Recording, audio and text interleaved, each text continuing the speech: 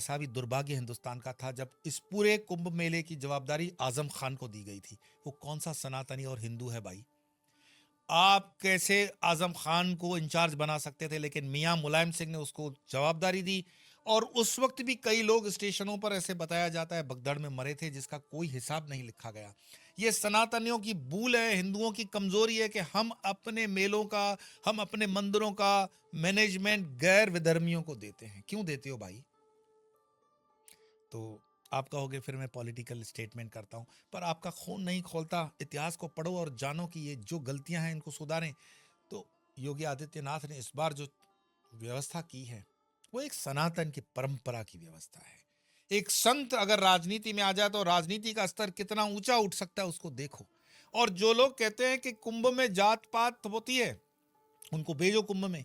कौन तुमसे पूछ रहा है कि तुम ब्राह्मण हो, वैश्य हो, शूद्र हो? कौन तुमसे तुम्हारी जाति पूछ रहा है? कौन तुमसे तुम्हारा धर्म पूछ रहा है?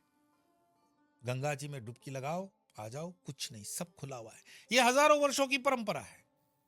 लेकिन इन टुच्चे राजनीतिज्ञों ने इस देश को जाति गणना, जाति के नाम पर बांटने के लिए न जाने क्या क्या किया। तो मुझे बताओ, हजारों वर्षों के इस कुंभ में जाति के नाम पर कभी कोई बात हुई है क्या? नहीं हुई है। तो थोड़े से आंख कान खोलो, इन बातों को पब्लिक में लाओ कि यह हजारों सालों की परंपरा हमारा प्रमाण है अखंड भारत का, सनातन भारत का। पर कुंभ मेला सिर्फ एक आध्यात्मिक या धार्मिक ही मेला नहीं है। मेला मीन्स मेल जोल, मिलना, झुंड, लाइक दैट। कुंभ मेला अपने आप में जैसे पार्लियामेंट का सेशन होता है ना, इसको इस तरह से भी लेते हैं। समाज के अलग अलग वर्गों से लोग आते थे, समाज के अलग अलग क्षेत्रों से लोग आते थे उस जमाने में भी, जब पार्लियामेंट सिस्टम नहीं रहा होगा।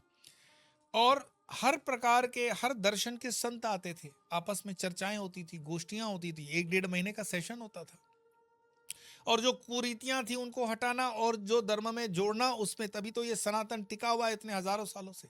इतने विधर्मी आ गए, इतने जुल्म हो गए, लेकिन कुंभ मेले की पवित्रता को कोई रत्ती भर भी खराब नहीं कर पाया। नमस्कार। नमो नारायण।